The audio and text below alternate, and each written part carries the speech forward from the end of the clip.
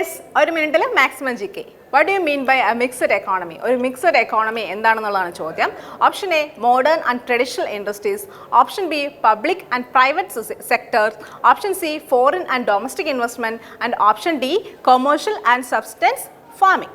അപ്പോൾ mixed economy എന്താണെന്നുള്ളത് നമ്മുടെ യൂട്യൂബ് ക്ലാസ്സിൽ നോക്കിക്കഴിഞ്ഞാൽ കാണാൻ പറ്റും. അപ്പോൾ ഇതിൻ്റെ answer public and private partnership, option B ആണ് ഇതിൻ്റെ ആൻസർ. ഓക്കെ, പബ്ലിക്കായിട്ടും പ്രൈവറ്റ് ആയിട്ടും, അതായത് പൊതുജനങ്ങളും അല്ലെങ്കിൽ പ്രൈവറ്റ് ആയിട്ടുള്ള പേഴ്സണാലിറ്റീസും അതുപോലെ തന്നെ ഗവൺമെൻറ്റും കൂടെ ഇടപെട്ടുകൊണ്ട് നമ്മുടെ ഇൻഫ്ലേഷൻ പോലുള്ള കാര്യങ്ങൾ വരുമ്പോൾ അങ്ങനെയുള്ള കാര്യങ്ങൾ നടക്കാതിരിക്കാനായിട്ട് പോളിസി ഫ്രെയിമിങ്ങും ഗവൺമെൻറ്റിൻ്റെ ചെറിയൊരു എന്താ പറയുക ഹിഡൻ ആയിട്ടുള്ള സപ്പോർട്ടും എപ്പോഴും കിട്ടുന്ന ഒരു എക്കണോമിയാണ് മിക്സ്ഡ് എക്കോണമി.